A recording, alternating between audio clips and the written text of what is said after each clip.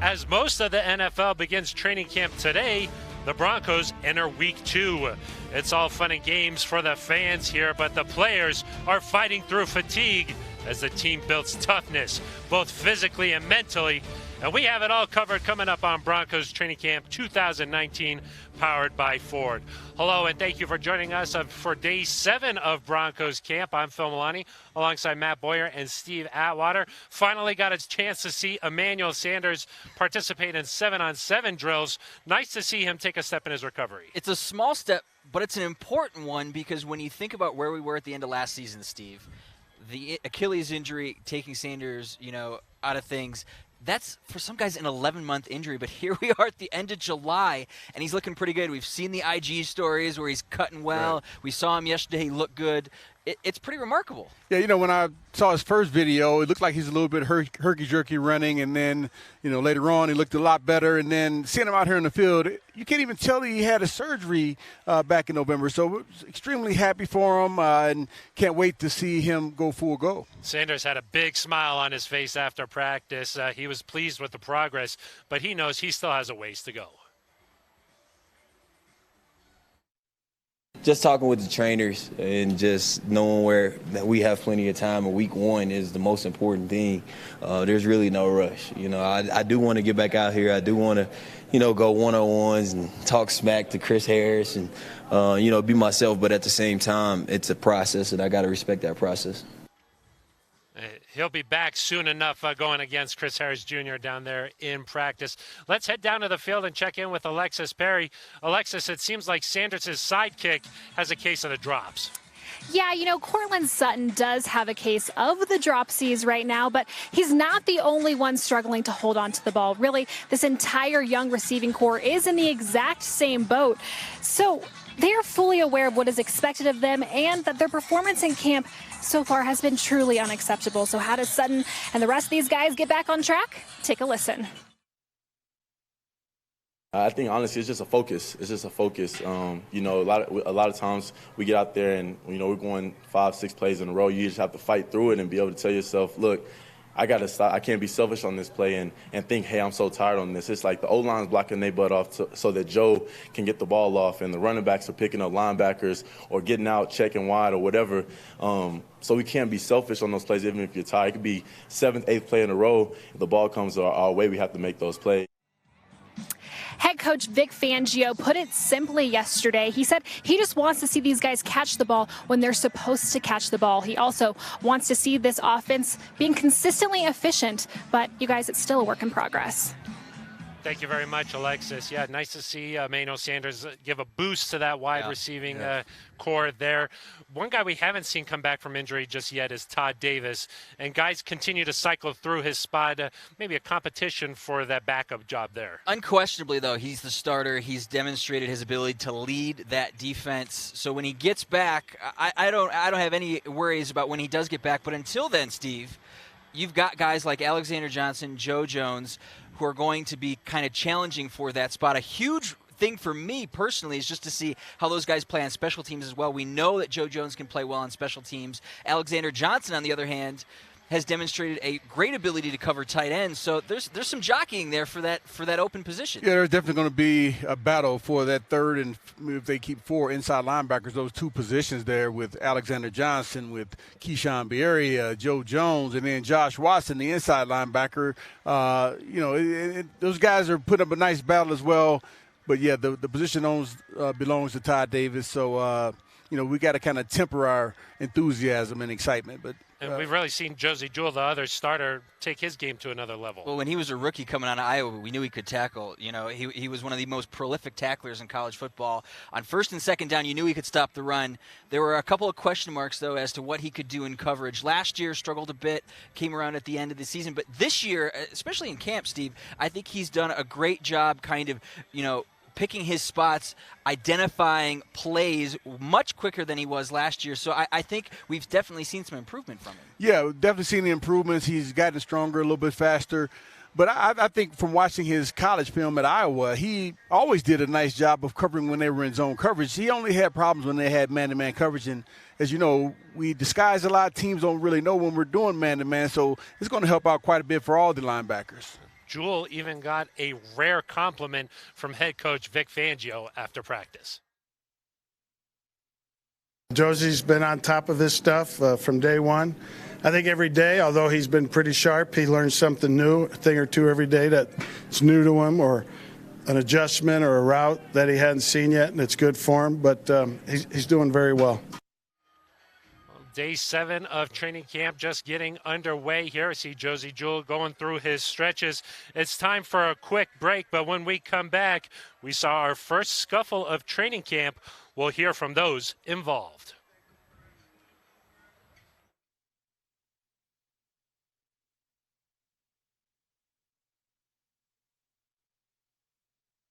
The best Broncos banter each and every week, that is Broncos Beat. When we even asked him about the defensive line and where these guys slot in, he said, look, I expect everybody to be able to play everywhere. They're all in their quote-unquote contract year. That usually means that you play at optimum level. Catch up on all the latest storylines with your favorite beat writers every Monday evening at 6:30 on TV 20. For Chris, quarterbacks look at him before the snap and say, okay, I'm not going that way. Broncos Beat for the most in-depth coverage of your Denver Broncos. Broncos fans, sign up for the Broncos Fit 7K on Sunday, September 1st. The run walk takes participants through the Sloans Lake neighborhood and finishes on the 50-yard line at Broncos Stadium at Mile High. All participants will receive a Broncos 60th Anniversary Finisher's Medal, a historical t-shirt, and post-race entry into the Broncos Fit Expo with players, cheerleaders, and Miles the mascot. Go to Broncos7k.com and register now. We are back here on Broncos Training Camp 2019, powered by Ford. Phil Milani alongside Matt Boyer. And, hey, we saw our first scuffle of training camp on Wednesday there, and it was between those two, Derek Wolfe and Connor McGovern. Those are two titans of the trenches there. We talked about earlier in camp that we hadn't seen anything from Wolfe. Typically in years past, we might have, and finally we saw it yesterday. It was a hot practice out there. Had a chance to catch up with Derek Wolfe after practice. Some pleasantries? You know what, man? It's 98 degrees out here. We're hot. You know, blood's boiling a little bit. Coming off a day off, it's 2 o'clock in the afternoon. You know, sometimes that's going to happen. Unnecessary. Probably shouldn't have done that. But, you know, we're still going. Our lockers right beside each other, man. We get along really well. So. Oh, we're just competing. You know, stuff's going to happen. It's not the first time Wolf and I have getting after it, and you know, Wolf and I are like brothers. We can do that between the whistles or after the whistle, I guess, and go to the one-on-one pass rush and laugh about it and have a good time. It's not a big deal. You know, I didn't want him to jump up at the ball. He wanted to jump up at the ball, so I was holding him down, and he didn't like it very much. And that's kind of how it goes. We went straight to one-on-ones after that, and it was fine. It's just heat of the moment type of thing, you know. Obviously, get it out of our system now so it doesn't happen in a game, and everything will be all right. Not a big deal. Normal to expect those type of things this far into camp. Matt and I, we were scuffling out there a little bit too. No, fists were flying before we came on air. And look how presentable we looked. Exactly. Fantastic. Great recovery by us. Very happy to now bring in Ryan O'Halloran of the Denver Post. Ryan, thanks so much for hopping on. Sure thing, guys. It's as I say every year, it's a good view up here. Yeah. The sun's right in your face. Well, we've heard a lot from Coach Fangio each day. The sound bites, I know most in the Denver media are a pretty big fan of what he's been able to produce from those press conferences. But how have you seen the players react to his leadership style? I think well. And if you're a player who's been here, you're 11-21 in the last 2 years. You don't have a leg to stand on. You don't have the right to question or whine or moan.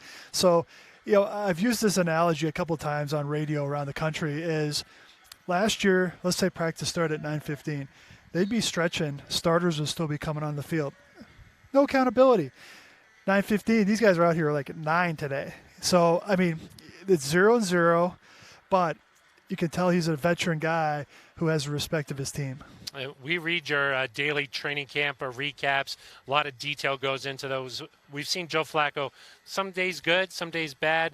Maybe a little too early to have any concerns, though, huh? Yeah, you shouldn't be. You know, they're going against a defense that should be pretty good in terms of covering receivers. And you know, offensive line, your protections are limited in terms of how you can block. There's no running back or tight end chips, so the edge rushers are free. You know, you want to hold judgment until they get into the first or second, or even third preseason game to see if they can move the ball down the field as a first-team offense. That said, ball's on the ground a little too much. Yesterday they had a lot of drops at the end of practice. It was clean up until then. So it's right now this is the defense that looks great and offense that says, okay, it's a new quarterback. It's without Emmanuel Sanders. It's without Jake Butt. And it has a rookie on the offensive line. These struggles should be happening. Every year in camp, Von Miller sets the bar pretty high for just his personal goals and expectations. Have you seen a change in – I know it's hard to kind of gauge, a defensive or an outside linebacker's performance, if you will, in camp, but have you seen a change in his demeanor or anything that would signal to you, hey, he could be poised for a big year? Well, I think his words have spoken volumes in terms of, hey, he has a ring. There aren't many guys on this team who are on that Super Bowl team. They want to get back to the playoffs just to have a shot at the Super Bowl. You can't win it unless you're in the tournament. So I think from Von's perspective is, hey, I'm playing for a guy who's going to call plays who has made Hall of Fame linebackers. So buy into what he's doing. If that means dropping back a little bit, fine. But he can't jump offsides as much as he did last year, and he's got to play the run better. He's admitted that. Vic has pointed that out. So, Von's numbers, let's say this team is good. His sack numbers should go up because there's more chances to rush the passer. But also, if him and Chubb are lined up on the same side, Von may be a decoy on some of those plays and allows Bradley to get a one-on-one. Ryan, we'll get you out of here on this. What do you think next week's going to be like in Canton? Interesting. Let's start with the game on Thursday. Vic, I wouldn't expect hardly any of the starters to play, definitely not Joe Flacco. I would start Drew Lock. I think that's a no-brainer. Get that rookie as much reps as he can. You move on to the weekend. Yes, we see how many Bronco fans are there. Champ Bailey's going in, Pat Bowen's going in posthumously. So it's usually a festive event because a lot of popular players are going in. Tony Gonzalez, Ty Law. So there's going to be a lot of fan bases represented in Canton. We hope it's mostly orange out in Canton. That's Ryan O'Halloran of the Denver Post. Thanks so much for joining us. Thanks, fellas. Let's send it down to Alexis Perry. Alexis, it's hard to believe that game is just 1 week from today. What are you expecting next week? I know this week of training camp has absolutely flown by, and we are exactly 1 week from today into that Hall of Fame game in Canton. Coach Fangio said yesterday that, his staff hasn't really discussed if starters will see any reps there in that game, but it definitely is a possibility. I'm going to go ahead and speculate that we could see a guy like Dalton Reisner, maybe even Josie Jewell get some reps, but whoever is out there on the field, it is safe to say that all we want to see is good energy, ball hawking, knowledge of Fangio's playbook, and execution. Right, guys? Exactly, Alexis. I think that's all we're hoping for. Just good, clean game out there in Canton. Bringing on Andrew Mason now to the show. Mace, what are you expecting next week, 1 week from the game today? Well, I think you're hoping for good health. I want to see long looks for the rookie quarterbacks. I'd like to see Drew Lock get a quarter and a half, maybe 2 quarters. I'd like to see Brett Rippon play substantially as well. I think based on the last few years of Kevin Hogan around the league, you have a bit more of an idea of what he is and what he can bring, but you need to start finding out more about Drew Lock and Brett Rippon in game type of situations, so I hope we see plenty of them next Thursday. And Matt, I'm not sure if we'll see a guy like Adam Gotsis out there in practice, but you had a chance to catch up with him away from the field. Yeah, I did. Every player, every person starts their morning with something specific. It's an espresso. I need an espresso every morning. Cold brew for me. Mace has got the Mountain Dew going. But for Adam Gotsis, it's country music. He needs his country music in the morning, and he has a certain teammate to thank for it. I don't know. I'll have a little pre-workout if I want a little caffeine. Coffee maybe a bit later in the night meetings and stuff like that. We're at the facility till about 9 o'clock, so it's, the coffee comes in clutch a little later in the day. I'll let the country music play a bit. We don't get much of that in Australia, so it's a bit new, and been jamming to that a little bit. Got Janovich as my locker buddy, so he's been putting me on a bit. So Jano's been putting me on the country tunes, so, shout out to Janovich. To see the full version, go to denverbroncos.com or the Denver Broncos YouTube channel. I've been trying to convince Phil that country music is the way to go for years. Hasn't taken. Hey, Janovich hasn't said anything. Yeah, okay. So I'm not sure. Well, I think what's interesting, Adam Gotsis comes from Australia. There's a pretty strong cowboy culture down in Australia. Keith Urban's Australian. What? Keith Urban's Australian. Yeah. Country singer. But Adam Gotsis is also from the relatively urban jungle of Melbourne, Australia. He's not from the country of Australia. There's actually a rugby team called the North Queensland Cowboys. That actually uses the same font as the Dallas Cowboys. There's a cowboy culture down there, but it didn't really hit Adam Gotsis until he got here to Colorado. The depth of Mace's knowledge. Knows everything. Oh, my goodness. Guys, let's wrap up the show here. What are we looking for out in practice today? I think today I want to see those young guys continue to get reps. We mentioned it with Ryan.